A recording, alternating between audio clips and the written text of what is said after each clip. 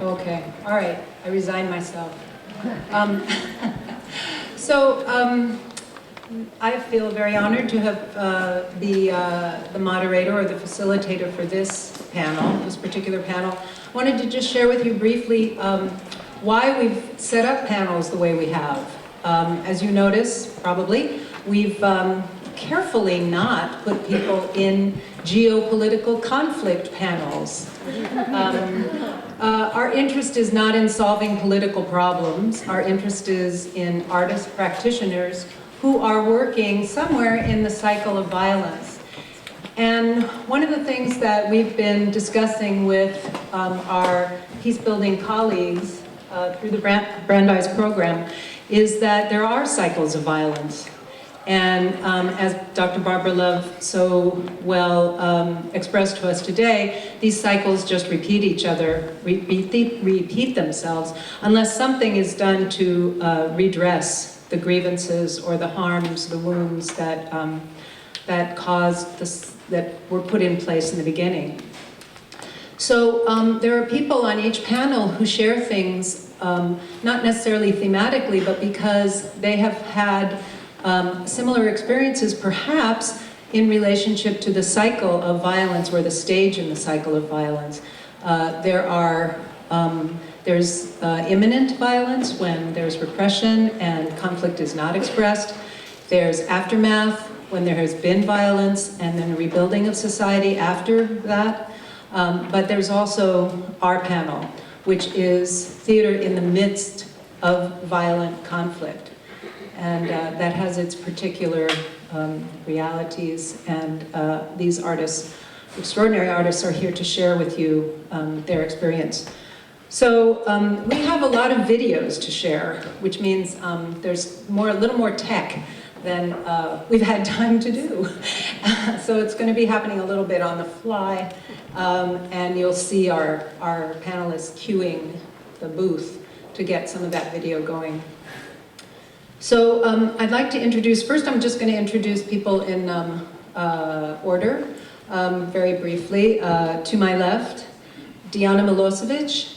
Dijana Milosevic is the founder, one of the co-founders and artistic director of Da Teatar, which is based in Belgrade, Serbia. Lee Perlman. Lee Perlman is a theater and peace-building practitioner, but he's also a theater artist and particularly interested in crossing borders theater. That's both Israel and Palestine borders and borders within Israel.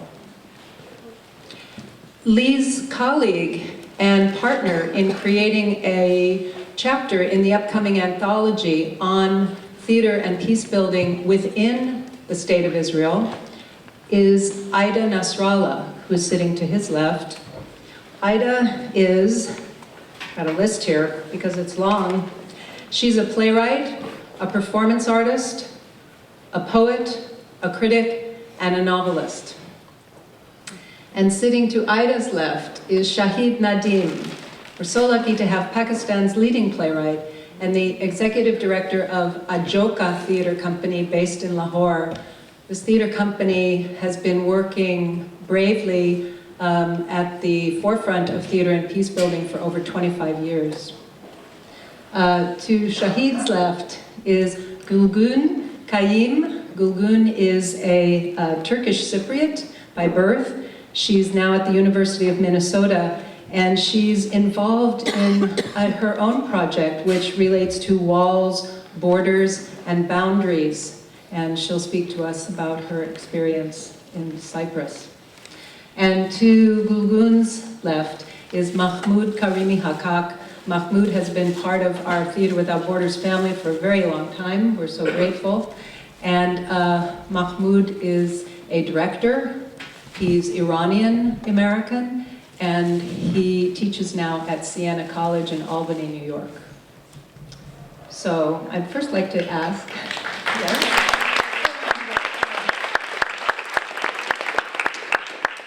So the first person who's going to share something with you is Dijana Milosevic. Thank you. Do you hear me? Okay. Thank you, Roberta.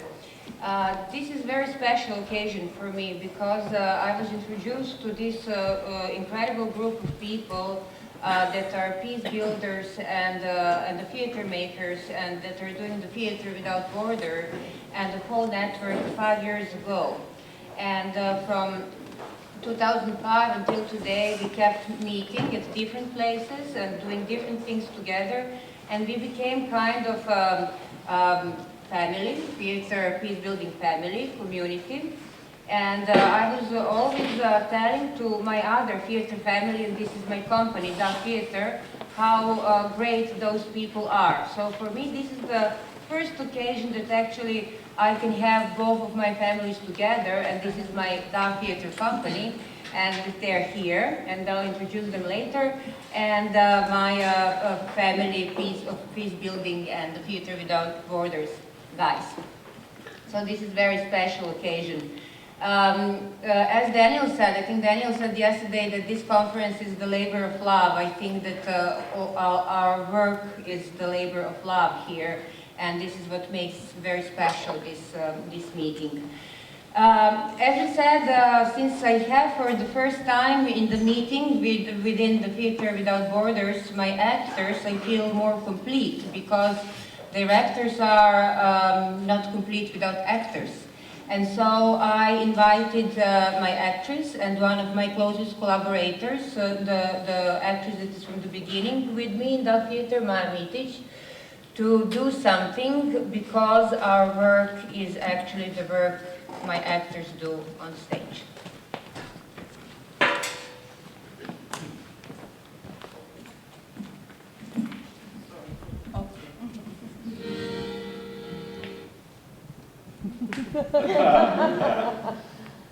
What kind of times there are when the talk about trees is almost a crime, because it implies silence about so many horrors.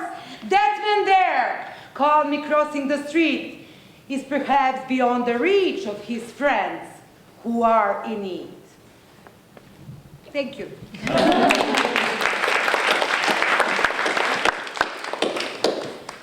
These were, I can say, the first words that were done by Da Theater publicly on the city square in Belgrade in 1992. And this is from the performance. These are the words by Bertolt Brecht. And this is the performance that marked the history of my group and our work, because it is the performance we did when the war started. And when the civil war started in my country, we started to work. It was by coincidence. We did not form our group because war started. We formed our group because we wanted to do theater laboratory work. We wanted to do work for a very limited number of audiences, and we wanted to do so-called non-political work. What happened in reality was completely opposite. So our first performance was this Babylonian confusion, and these were the words of Bertolt Brecht that we used on the streets of Belgrade, and with very clear anti-war message, and exposed to hundreds and hundreds of people, so very far from the safety of the theater laboratory. And so why did this change? And so it was the political theater. And this change happened because the civil war started in our country, and then immediately we had to face those essential questions like, do we have right to do theater when people suffer so much? Can theater be a tool for peace? And what is our responsibility as artists and human beings in that kind of situation? And then, I mean, we have 10 minutes here. I don't have time to explain the political circumstances, but we were in Serbia, and our government initiated the war, and so we were in this very special situation where we felt incredibly guilty at the same time, and of course we were suffering from different consequences of the war. So while for some years we did not have like a literal violence on our streets, in our places, we suffered from all other consequences, like extreme violence by government, economical collapse of the country, guilt, People were drafted, men were drafted, people were emigrating, and so on and so on. So this first performance that we did on the streets of Belgrade reflects our attitude, what can we do in the situation of the conflict. As theater artists, we have this incredible privilege of public voice. And this is what we felt immediately, that we should go outside, we should reach people who are in need to hear certain words, and this is one of the, I think, powers of our work, that we can maybe influence stopping of the circles of the violence by really addressing what is happening publicly. And the result was incredible in a way that we got enormous feedback of the people coming back to us and thanking and telling that they felt alone and that we gave them back faith that maybe things would change in the future. So this is one example of the work that we did, and I can say that something that I want to share that could be very useful here, it was that we were never physically attacked. We had threats and so on, and we were of course not financed by our government and supported for years, but we were never physically attacked, which was quite a miracle, because we lived and we still live in a very violent society. And why that happened was, we think, and I think because actors were working using their skills and techniques in a very focused, very disciplined way. And this is something that we can always own, and we can always try to use our commitment and discipline and skill in the hardest circumstances. And yeah, we can have video, like a trailer going on, if possible. And then the second moment I would like to share with you was when our country was bombed in 1999. And also, not to come into the details of politics, but we decided to create peace that was unlike... Do you understand what you'd like to do? Yes, just a little touch, because we don't have time. It was... Another very important moment was to discover that that time when we were in the middle of that violence and very loud time, like in the middle of that horror, we created the piece on the staircases of the houses, buildings linked to the history of our city. And we were working with the characters of two very, very old ladies. So Sanja Kuzmanović, Tasić, and Alexandra Jelić are here, actresses that were in that piece, Documents of Times. And this is the piece that was commissioned when bombing started, and with that piece we actually were happy to experience the end of it. And what was important was, again, that, and I said that in the movie, but I would like to repeat it, that the years of committed work in the room, where we put conditions that were so difficult, we worked in the middle of difficult conditions, so we didn't want to use them as excuse. So conditions that we were putting on ourselves were even more challenging. And so in that very challenging times of bombing, this paid us back, and we were able to work in a focused way and to create theater in the midst of the physical destruction and, as you can imagine, bombing could be. And so for the last minute, and we have a great timekeeper, I would like just to say that that to work in the society in the middle of the conflict, I think, of course, some of our societies are more obviously in the middle of the conflict. But as we saw last night, the conflict goes on here and in many other countries in the world. And when kind of the war is finished in my country and the new political new government came and so on, so with some good changes, also many issues continue to be unresolved. And one of the issues that we tried to explore and to address was also how to share the space where we can mourn together. How can we create the vigil? How can we put together people that were on opposite sides of the conflict and maybe just create this space where we can sit and, as in our performance, the story of tea that we are touring this time. We created that situation at the end of the performance, and very often we had people from very opposite sides in the audience. So this is the power of the theater, I think. And for the end, I would just like to say that here we have younger member of my company, Ivana Milenovic and Jugoslav Hadžić there. And so that's as well as with others.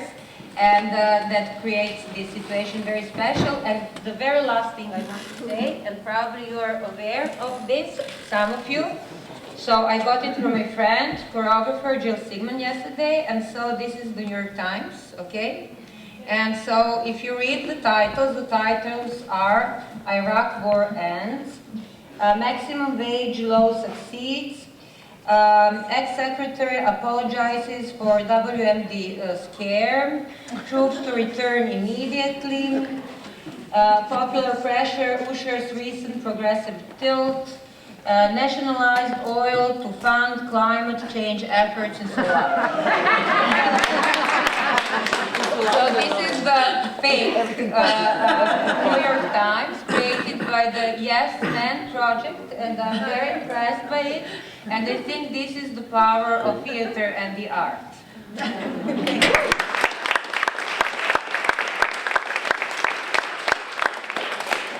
Thank you very much, Dijana. And as you know, Dijana's company, Da Theater, will be performing tomorrow night, Crossing the Line. Yes? And Crossing the Line is a project that was based on the writings of women in black, collected testimonials by women in black, and their testimonials from women from all sides of the conflict in the former Yugoslavia. So now it's my pleasure to introduce Shahid Nadeem from Lahore, Pakistan, and Ajoka Theater. And you can stop the video. Well, I come from a country which is called the most dangerous place in the world, to a country which is responsible for most of those dangers. So I think this is somewhere we have a lot to share. But our theatre group actually started before these dangers became so evident. Although the dangers which we face within Pakistan basically arise from the creation of Pakistan in 1947.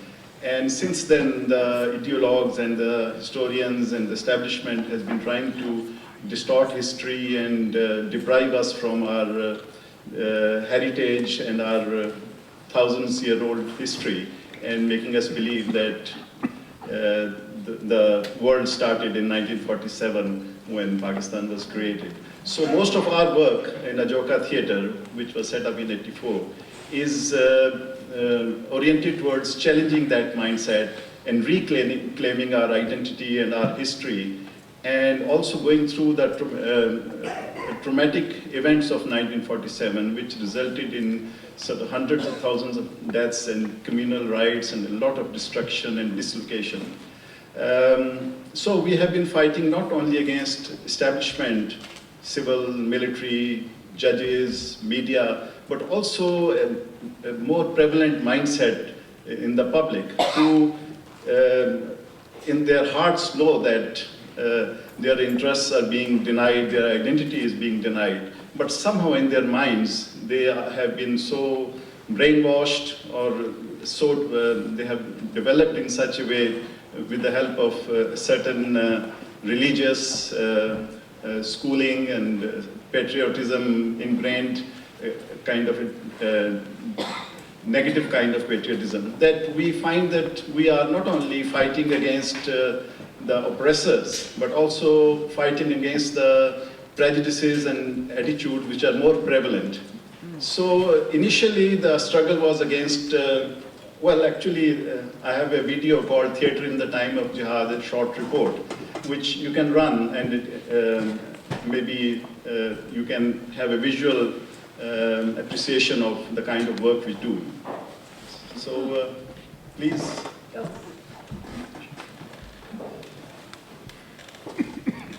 Well, one of our major concern has been peace.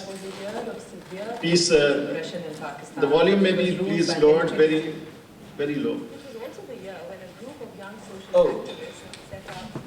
I thought I'll do the video and you'll have the, I'll do the audio and you'll have visual Can we- on the screen. Can but we lower the somewhat working. sound a little bit? Thank you. In its early phase, Ajoka's plays But we addressed haven't issues such got as the video anyway. So we'll carry on. So, mainly the first challenge was to re-establish contacts with India. We had 3 bloody wars with India, and most of our preoccupation has been fear of India, or animosity or antagonism towards India, and distorting the history and denying the common history and common heritage which we shared with India, because it was all one subcontinent. So that has been one area where in the 80s and 90s we had a lot of difficult times, and there was no interaction between people from India and Pakistan, especially Lahore in Punjab.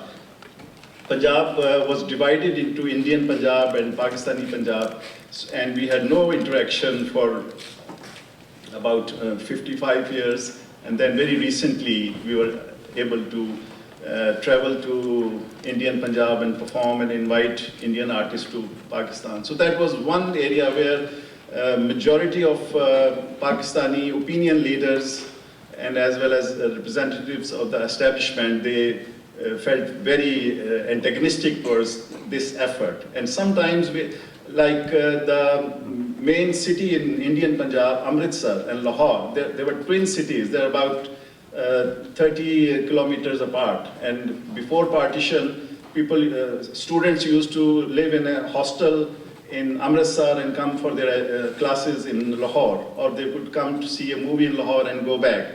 But now, until 2001, hardly we knew whether Indian Punjab really existed, because there was absolutely no contact. So when we made that contact and the kind of emotional reunion we started, it was momentum which has gone on, and one of the success stories, if I may call it, where theatre can really play a role, has been our interaction with India, especially with Indian Punjab, even in most hostile conditions when they were almost at war with each other, and the ambassadors were being recalled and fighter planes were flying over. We were crossing the border and going to perform in India in most hostile situations, like the bombing in Bombay a few years back, when we were almost eyeball to eyeball the forces. We went and performed, and we invited Indian artists to come and perform, and we challenged the mindsets and the distortions of history.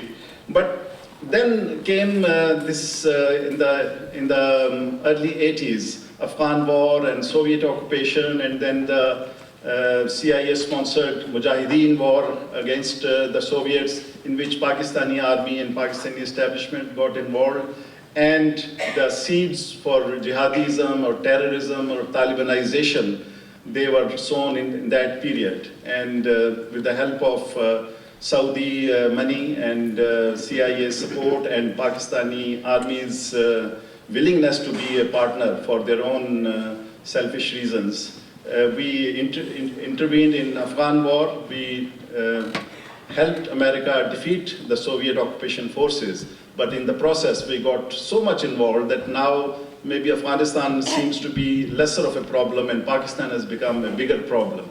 So since then our attention has been on challenging the extremist mindset and resisting the forces of Talibanization, which means basically imposing a certain kind of Islam which is intolerant and which breeds on hatred and which denies freedom to human beings, especially minorities and especially women, and anyone who does not agree with the certain interpretation. So one of the plays which recently caused a lot of controversy and also attracted the attention of the New York Times was a play, Burqa Vaganza, which basically attacked this obsession with burqa both in the Islamic world and in the West. In the West, the fear of the burqa, and in the Islamic world, this obsession to impose burqa and deny the existence of women in the Muslim countries. So it's basically, it's, as the name suggests, we really expose the craziness of becoming involved in such minor petty issues and ignoring major issues which confronts the society. This play was banned first by the military regime of General Musharraf, and the issue was brought to the parliament, and the parliament endorsed the ban, and we kept on performing the play. Then they gave up, and because they had maybe bigger problems at their hand.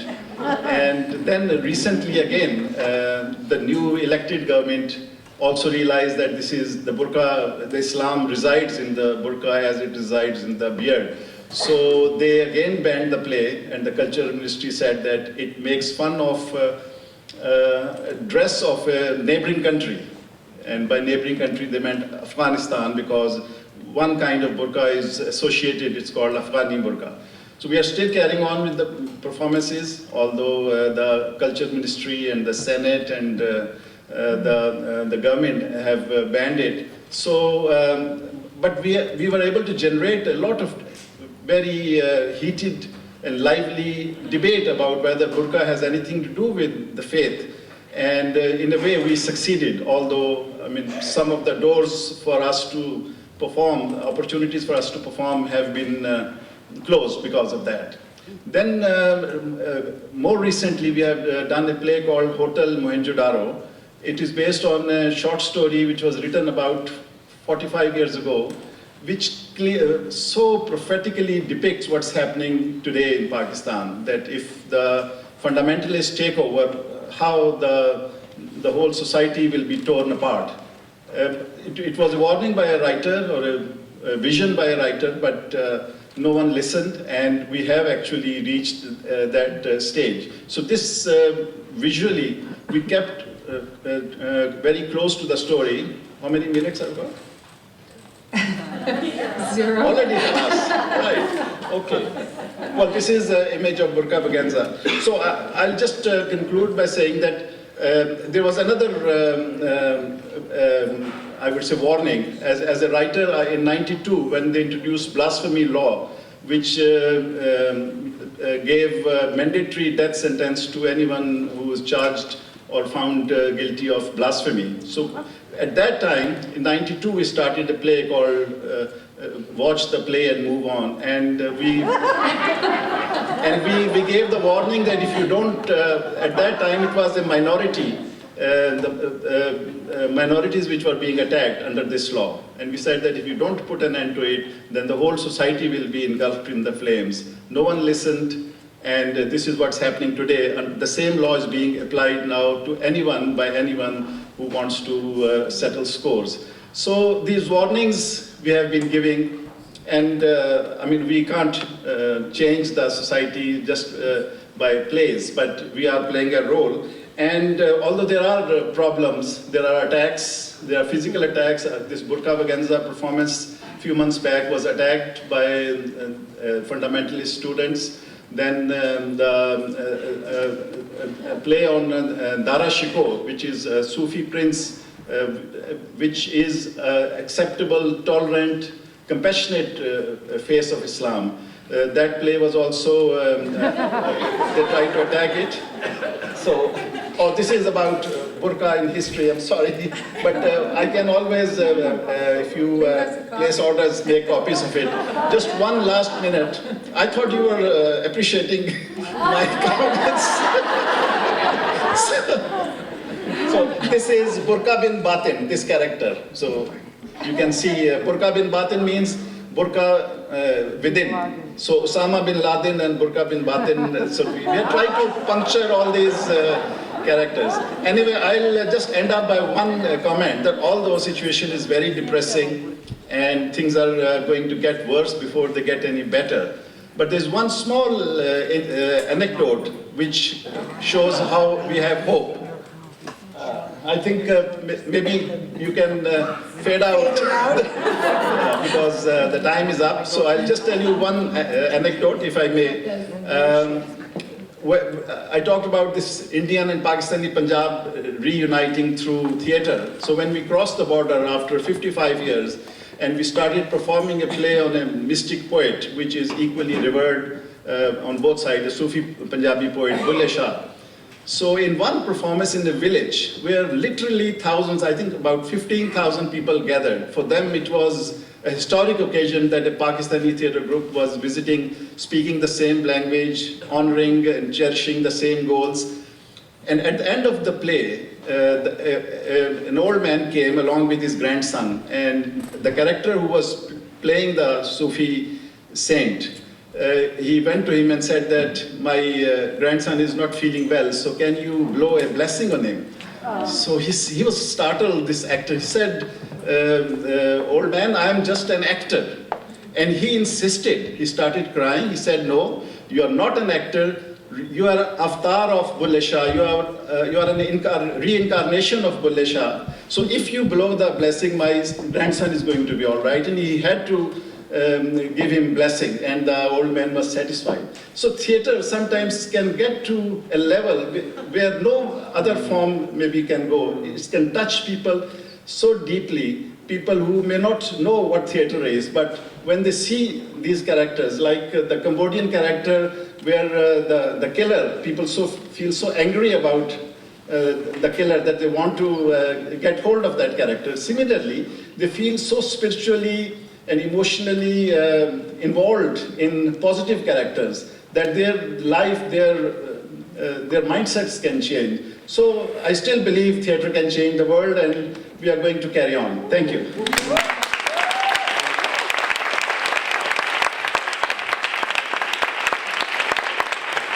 Thank you very much, Shahid. You've come a very long way to be here. I only wish that we could give you much, much more time. And so my suggestion is that surely there are people out here who will bring Shahid back and his company, no?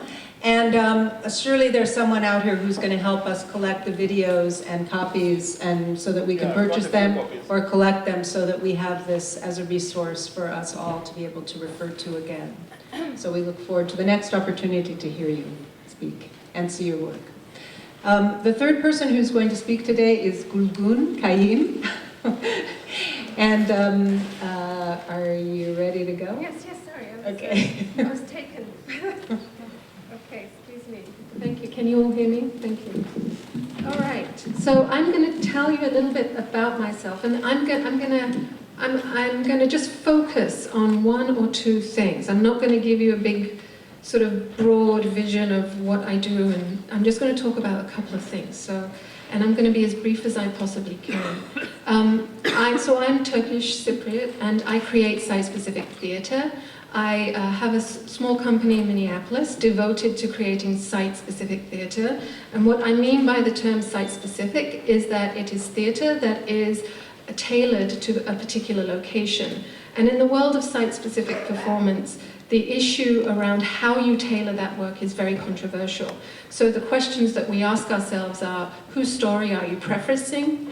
What are the issues that you're dealing with? What is the location in which you're going to make that work? And how deep will you go? And whose emotions are you representing?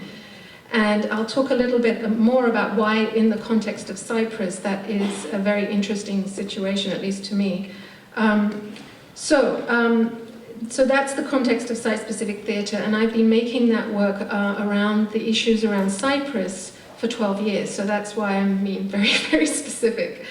So my artistic research and creative process over the past 12 years considers how performance might be a strategy of surviving the trauma resulting from living in and leaving a homeland torn asunder by division and violence. My preoccupations with site, location, place, and identity come from being a Turkish Cypriot and an immigrant. And I have an English accent, and I'm very happy that the earlier presentation this morning explained to you why many of us have British associations. I have an English accent because a large majority of the Cypriot community lives off of the island because of the war. The Turks invaded the island, the mainland Turks invaded the island in 1972. So the majority of the Turkish Cypriot population now live in England, Australia, and some here, but not many. Anyway, I use the language of theatre to sort through and re-examine historical events. So propaganda, stories, and ideas connected to Cyprus in particular. Can we show videos, please? So I'm going to show you 2 pieces that I created, and one of the situations, this is on title number 1, and it was based on childhood memories, because one of the places that I started, can you keep that going? So one of the places I had to start was with myself and my childhood memories of violence. And title number 1 represents the fragmented memories that I kept with me and growing up as a child. And interestingly enough, when the Yugoslav war happened, I had this flashback to all these memories and began to present, no sound please, and began to present the work in Minneapolis in particular, in a non-theatre site. And out of this work came a collaboration with the company members of Kriko 2, which is a theatre company established by Tadeusz Kantor, who came to Minneapolis and began to collaborate with me and my company in developing this work. So we can kind of stop that and go to the next sample. The Orange Grove was the piece that I developed with Ludmila Ruiba, who is a member of Kriko 2, and myself, and this was in a bomb site manufacturing complex in Minneapolis. And again, as an exile, it's very difficult to create work that's based on your personal experience, trying to communicate to a community that is away from you. But we did manage to involve Cypriots and Turks and Greeks in this performance, definitely in post-show conversations, but also in the development of the work, because I went and interviewed them. So this was the first time I went beyond myself and interviewed people in the community and began to collect their memories. And that experience was hugely transformational, both for myself in discovering family members who had perpetrated violence, because I always thought I was a victim, and for the community members who, for the very first time, were being asked to tell their stories. So I'll give you a little bit of background around Cyprus. So the projects you viewed, Untitled Number 1 and The Orange Grove, are really about my insatiable desire to navigate my divided and diasporic histories. And I presented them in England and in the US, and find ways to cross geopolitical and personal boundaries. Both works address the legacy of war, the childhood experiences and sensations situated within memories, experiences and post-memories of historic violence and dislocation associated with Cyprus. And some of the study I've done into memory deals with how memory has been handed down through generations and the way in which post-memory influences behavior and feeling. And one of the things that I was dealing with when I was doing the work was my physiological reactions when I sat down next to a Greek person who I had been raised to hate, and how I had to really struggle to get over those feelings in order to even hear what they were saying. So that kind of therapeutic role of theatre was hugely personal and hugely important to me. And in presenting the work to the community, I found that many people have exactly the same experiences. So these are part of a trilogy of work of biographical performances that explore these themes of conflict, memory, and migration on Cyprus. And a little bit of a background on these 2 communities. They're Greek and Turkish, and they currently exist in opposition to each other on Cyprus, separated by a demilitarized UN buffer zone that physically divides the island. The partition, which represents 80 years of conflict, so it's been continuous for 80 years. Before that, in 1898, the British came to the island and established their divide and rule policies, and the legacy was the conflict in Cyprus. So this dividing zone effectively divides opposing and distinct populations and political identities. The southern Greek side, known as the Republic of Cyprus, is internationally recognized and a member of the European Union, and the northern side, controlled by the Turkish Republic of Northern Cyprus, is not an internationally recognized and attempted to make an illegal unilateral accession. Years of remembered violence and animosity by the residents and displaced citizens of Cyprus continue to reinscribe the physical boundary of the buffer zone across generations and in claims to citizenship and belonging. So the project, the 12-year project titled Self-Portrait, expands on my personal inquiries to depict the disputed versions of reality through the competing narratives of Turkish and Greek islanders. The project is shaped by field research I conducted in 2005 and 2007, in which I interviewed Greek and Turkish Cypriots about how they find meaning on an island decimated by war, divided by conflict, and partly invisible to the international community. And that's one of the conditions in which we have to work in on the Turkish side, is no international cooperation, no international money, really very few NGOs working on the Turkish side. There's a lot more resources on the Greek side. The personal stories explore contrasting notions of identity, place and home, and belonging within a landscape ruptured and scarred by war and division. Can we listen to the first slide, please? So what you're going to hear now is some sound composition work that I've been doing. This is a picture of a home in the demilitarized zone. Can you just have the sound go, please?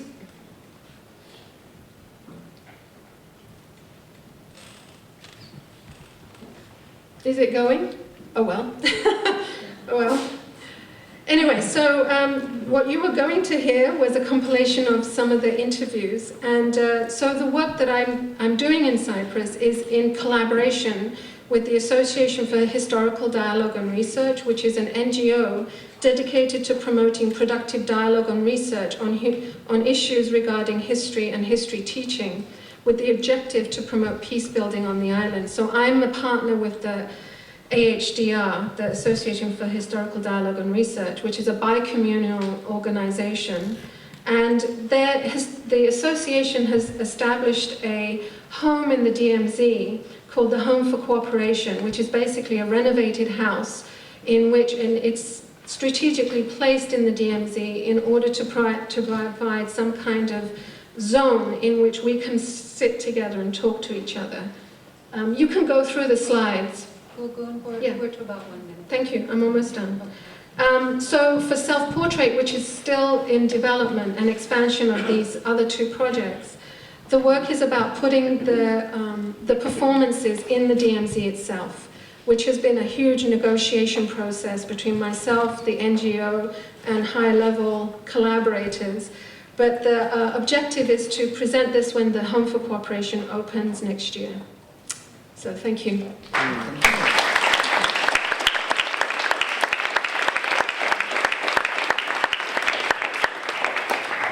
Beautiful work. Thank you very much.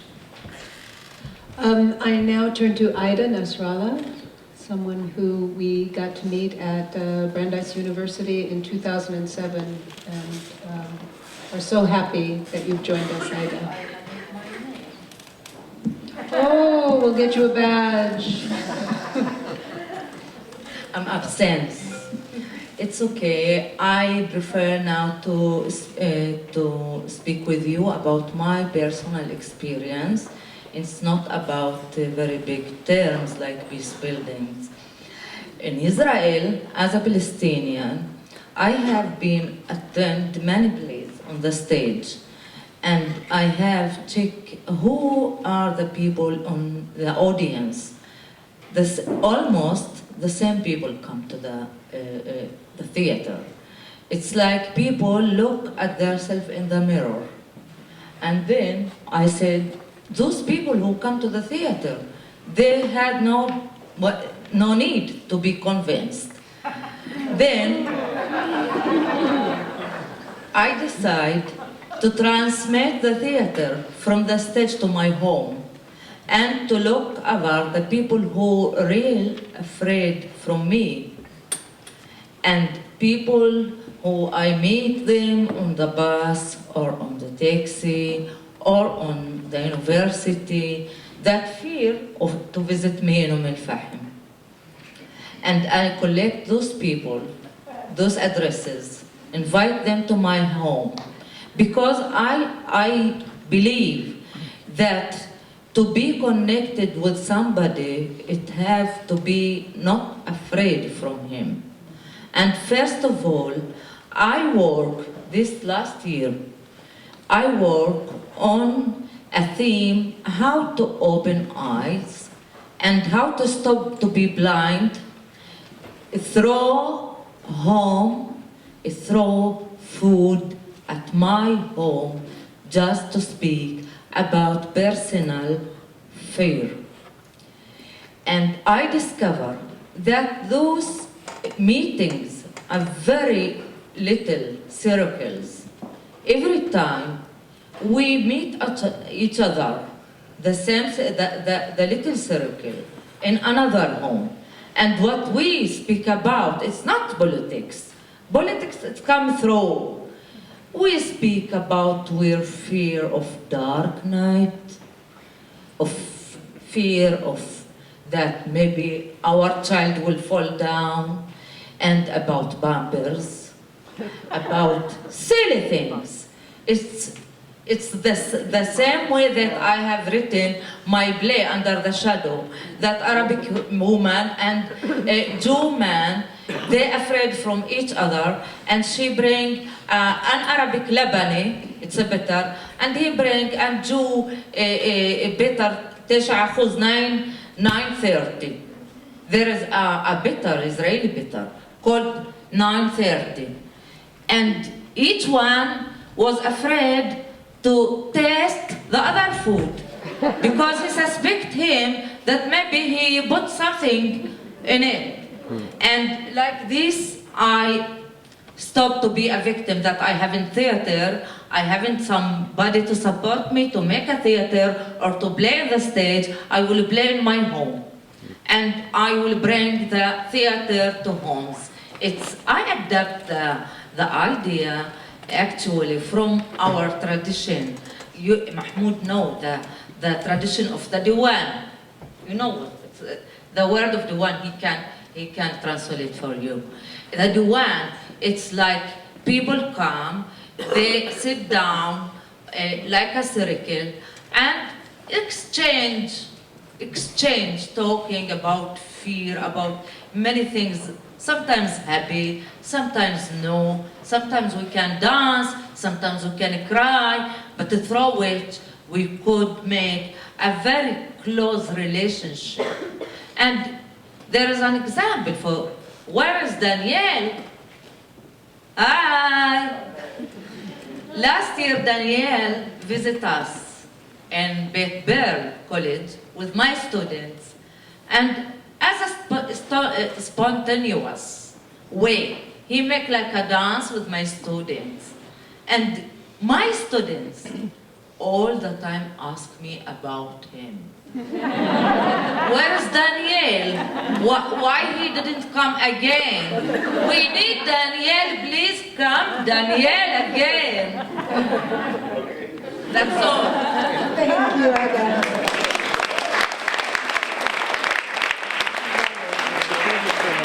Thank you very much. As you were speaking, I was thinking about our first dinner together, and you are a wonderful hostess.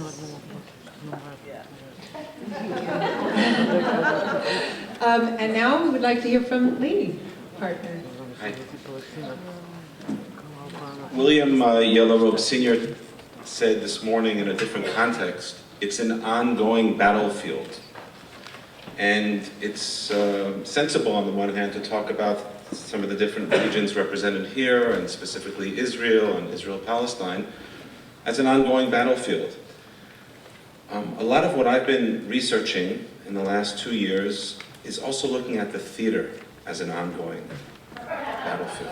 And I'm not, it's funny, but I'm not trying to be funny, because one of the issues that I think more and more theater artists in Israel are understanding is how they're actually intentionally or not intentionally contributing to the perpetuation of, and replication, and a lot of other good nouns for that, of the power relations between both the Jewish and Palestinian citizens of the State of Israel, and certainly on a cross-border level between Israel and Palestine. And what I'm finding, both as a consumer of theater and again in the specific research, is that there is a growing self-awareness, mostly, unsurprisingly, amongst the Jewish theater performers about this issue of power relations. And I want to give some examples, which I thought, I could tell and try to be inspiring and make you feel, wow, these are some really exciting things to feel inspired about. But I want to just pose some questions before I give two very brief examples, which is first of all, how important is it at all, and it came up a little in the lunch session outside here, to give titles and names to these things, but not even just the titles and the names and the semantics from the intellectual point of view, but from the self-concept. Is it important for the artists who are doing work which is sort of in the spirit of this conference to really see themselves as doing this kind of work, however it's going to be denoted? And I ask this question in a specific context because what characterizes theater, what I would describe as the theater and peace-building activity in Israel, is that it's completely incoherent. It's not at all coordinated, which is maybe the way it should be. But on the other hand, it leads to very, very isolated activities. And therefore, from my perspective, little impact, let alone on political will within the country, even on the cultural community. To the point where some of you might have followed recently that a very, very, very representative, influential group of theater artists in Israel decided to send a letter to the heads of all the repertory theaters a few weeks ago, saying that they would not perform beyond the Green Line in the West Bank. And this caused tremendous controversy. And I just want to read what one of my colleagues said, and I think this is something which is a challenge for all of us. I grew up on the myth that culture could get things moving, and I'm sorry that that's not how things are. So this, what some are calling a boycott, it's a controversy in and of itself, there's different messaging about it, really sharpens a question of how effective and impactful theater can be. And here, these 50-some theater artists, some extremely well-known who had received the Israel Prize, went out there and have really put their careers on the line, and certainly their short and mid-term money-making abilities, by taking a very, very controversial stand, largely out of a sense of frustration. I would also perhaps a sense of guilt, but first and foremost with expressing a certain vacuum that with all the positive theater and peace-building work going on, that it's, again, this very sort of incoherent. The examples that I'll talk about briefly are contextualized. One in riots a little over 2 years ago in Akko, or Akka, or Acre, the northern coastal city in Israel, or 2 years ago in the Yom Kippur Day of Atonement, there were riots between Jews and Arabs. And the Akko Fringe Festival, which is really like, it's a wonderful fringe festival, it's fantastic, was in crisis, to be or not to be. And the theater people wanted to perform, and then the mayor, who was the final sort of decider, he said, no, we're not going to have a fringe festival. We're not going to put the public in danger. Oh, that was a mess. But there was a play that was supposed to be performed there that ended up being performed around Akko and then at the postponed festival in December during the Hanukkah Jewish Festival of Lights holiday, which was poorly attended, the whole festival, called Hummus Chips Salat, which is when you go into any Palestinian restaurant, you come in and you get a table, hummus chip salat, that's how it is, that's where they got the name. And it was a play that was not only looking at the power relations between Jews and Palestinians in Israel, as borne out in the play between the conflict and tensions between the waiters and the head of the restaurant and the so-called liberal enlightened Jews who came in to do their theater, but also within the theater where a Palestinian actress says to the Jewish director, I'm not willing to say Catherine's final monologue of this avant-garde Taming of the Truth production that you want me to say. It's sexist, it perpetuates discrimination, it perpetuates stereotypes. I'm not willing to do it. They're arguing, fighting back and forth. The enlightened director, liberal Jewish director of the whole festival is trying to sort of mediate very clearly on the Jewish director's side, very condescending to the Palestinian actress. And the director's saying at the end of the day, this is my show. This is my show. So when I talk about power relations, the power relations are first and foremost, and all of us know this who've done theater, between director and actors, producers, funders. And I think Israel is a really great laboratory to make this case, and I've given one, and there are obviously others, but I want us to really think again about the final words that I'll share from the 1001 Arabian Nights show that was performed during and after the Israeli Defense Force incursion into Gaza and the recent flotilla events in late May, when in this story of the wife who wouldn't eat, Harun the Caliph says in this play, and all the Jewish and Palestinian actors on stage say the words together, Revenge is like a deadly climbing weed. If it lays its roots in your thoughts, it will not stop till it has strangled your heart and poisoned your soul. To be free, you must forgive. Thank you. Wow.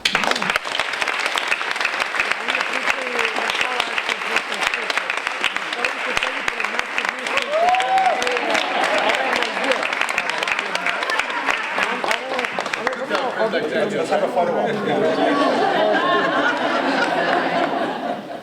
Thank you so much. Our final presentation, Mahmood Karimi-Hakak. Okay, we could start the video. Thank you, Roberta, and thank you for everybody who's here. Can you hear me? Yes. I guess we can. Thanks for everybody for being here. I actually am going to talk about going into the conflict zone.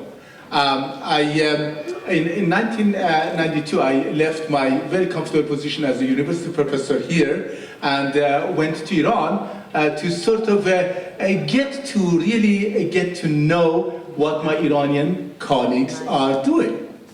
What you are seeing in here, and I would just like you to read the subtitles if you will. Don't look at me. You don't even have to listen to me. This is a documentary made after two and a half years after closing of Midsummer Night Dream in Tehran. The play that was raided and closed down, and I was sent to court for the unpunishable crime of raping the public's innocence. Go figure.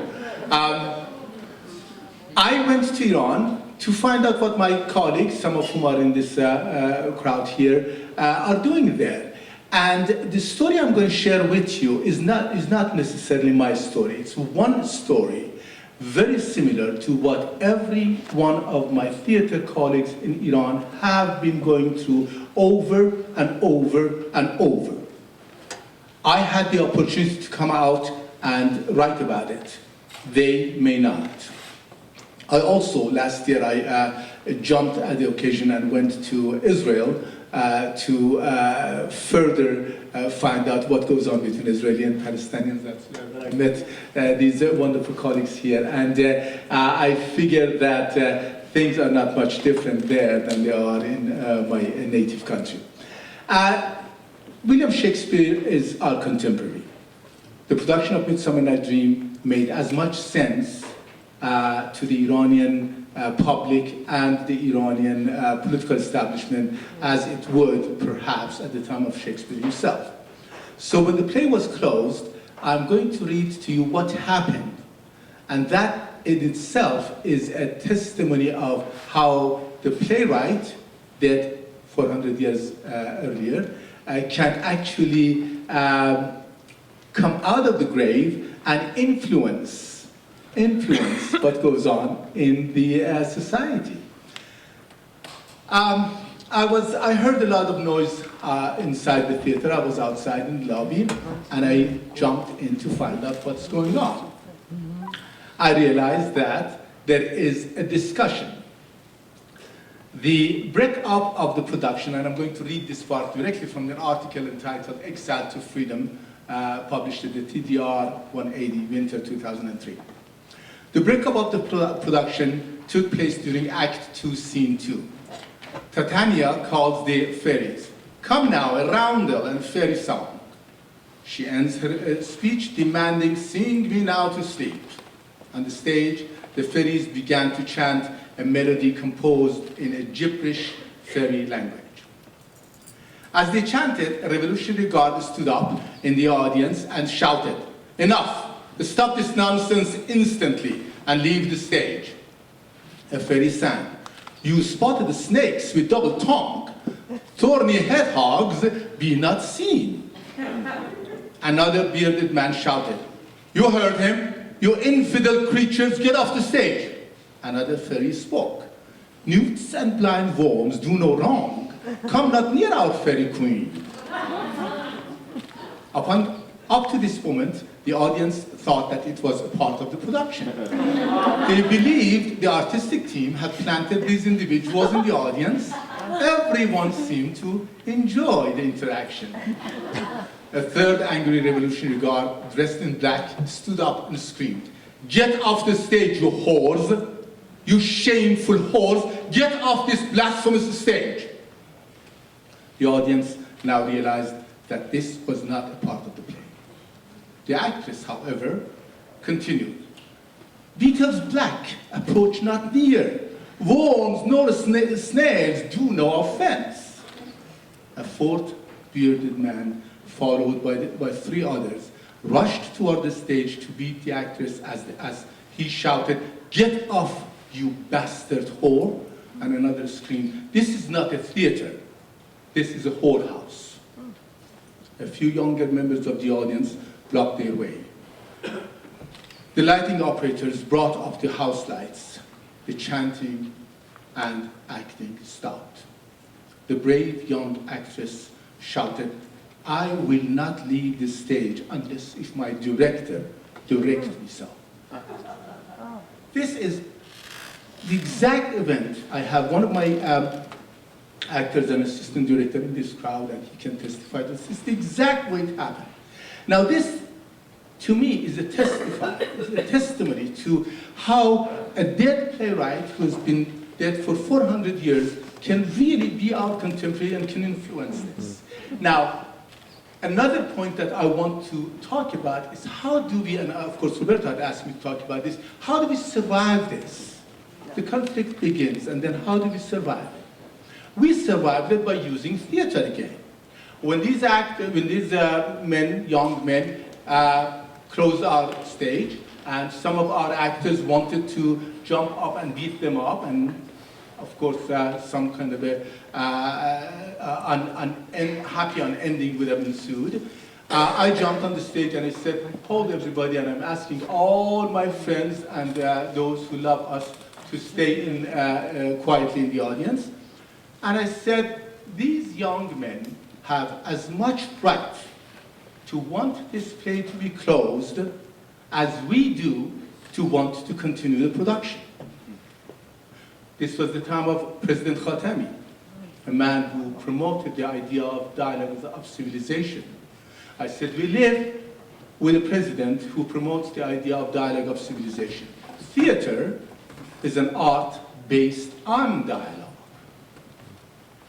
My request is that our wonderful young friends come down on the stage, and instead of continuing this play tonight, we will have a dialogue on the stage. They tell us why they want this play closed, and we tell them why we do not want it closed. Of course, that dialogue never happened. But the support of the audience, and that's the great part of the theater, was such that they sat inside that space for 2 hours and 10 minutes. 2 hours and 10 minutes sitting in that theater, silently, or orderly, waiting for a decision to be made. And even once the decision was made that the play is not going to go on, the audience, the actors, and even I think the members of the censor themselves, maybe not necessarily openly, agreed that we will do the last 15 minutes of the production, starting from Park's last speech. I don't need to tell you how the production ended. You all know the play. You all know the circumstance, and you can imagine. You're all theater artists. You can imagine how emotional that last few minutes is going to be, and it was as such. However, what I learned as this experience was that we as theater people deal constantly with two conflicts. The conflicts within ourselves. For me, it was a good life in the United States, a professorship at a reputable university, and doing, sit down, John, for God's sake, John, sit down. Or going to the middle of the conflict zone and somehow supporting my colleagues who cannot leave that part of the world, cannot leave that society. And I'm very proud I'm very, very proud and of every one of my Iranian colleagues who live within that society and work and create art. They really indeed do that, and I would like to say that I'm equally proud of my Palestinian and my Israeli theater colleagues who do the same thing in another conflict zone. Thank you.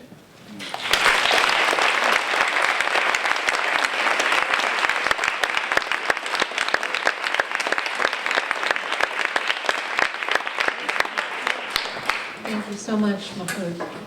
So I think we actually might have a little bit of time for questions. Do we have any questions from the audience? Yes, there's one way up the top.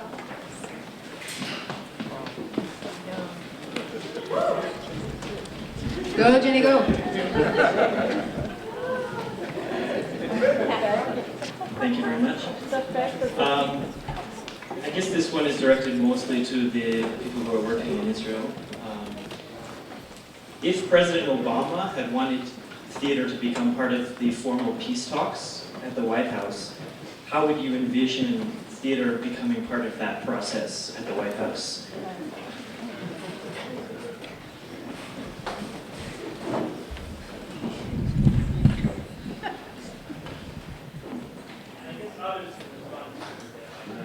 That's a hard question. It reminds me when I was in Iowa State, one student asked me if you was a boss, what you, if you was the president of the United States and then was Bush.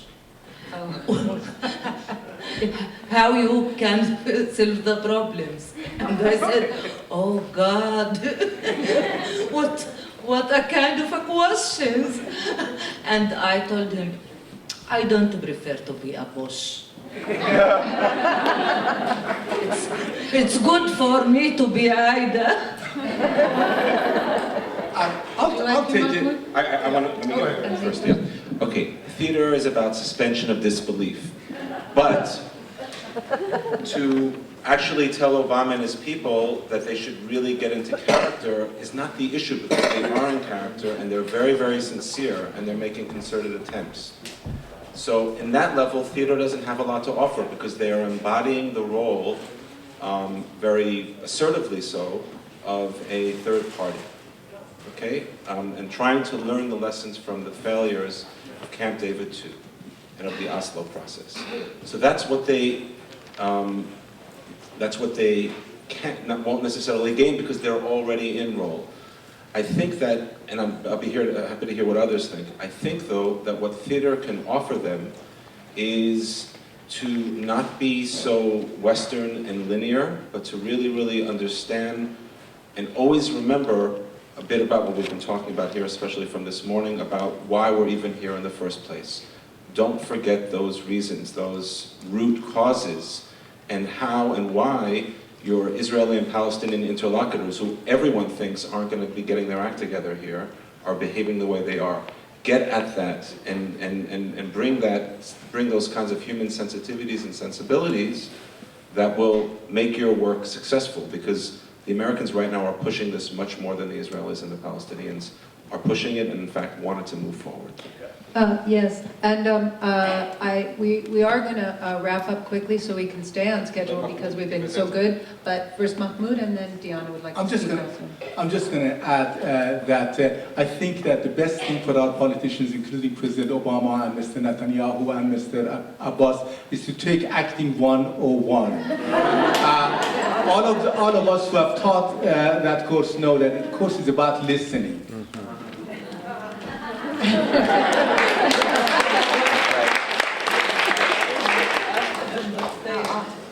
I would say, and I think this is similar what Aida said, I think that the place of theater is not in the White House.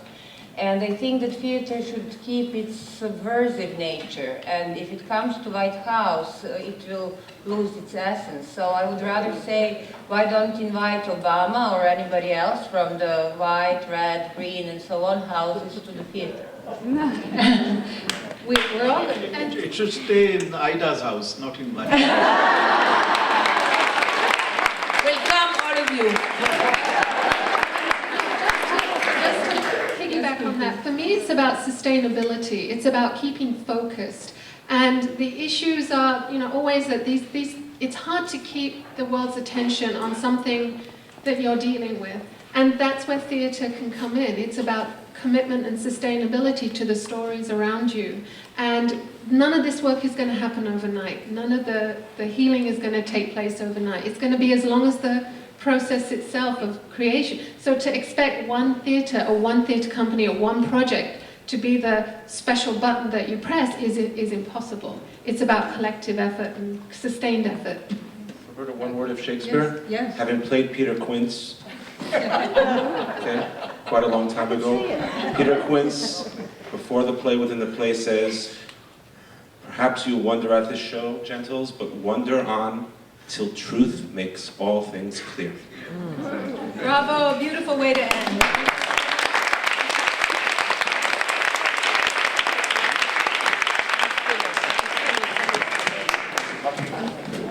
Well, actually, one of the miracles of theater, you may be very interested that the difference between reality and illusion. You might have thought that Dijana was speaking into a cordless mic, but the mic actually wasn't on, and the rest of everybody else was turning this one up. So thank you to the booth for making the illusion of theater so believable and powerful. We now have a 15-minute break, and let me tell you a little bit about the rest of the day. You're going to want to hear this. There's some logistical issues. First of all, the performance and dialogue, which is happening next door at the club on the second floor in 74 East 4th Street. Go out the front door, take a right, and take a right into the main La Mama building. There's only 99 seats in there, and there are probably about 150 of us in here. So if anybody is thinking about taking a walk, walking around the East Village, getting some sunshine, that would be a good time to do it. There is a list of people who pre-registered, and they will be checked off at the door, and then anybody who, I know I'm contradicting myself earlier, sorry, there's been a lot of conversation about this behind the scenes. And then anybody who didn't register will get in pending availability. After that session, and the lobby here will be open if people would like to sit and have their own private or public conversations in the lobby to process, discuss, dialogue, share. I will ask that we move out of the theater quickly because Belarus Free Theater needs to tech.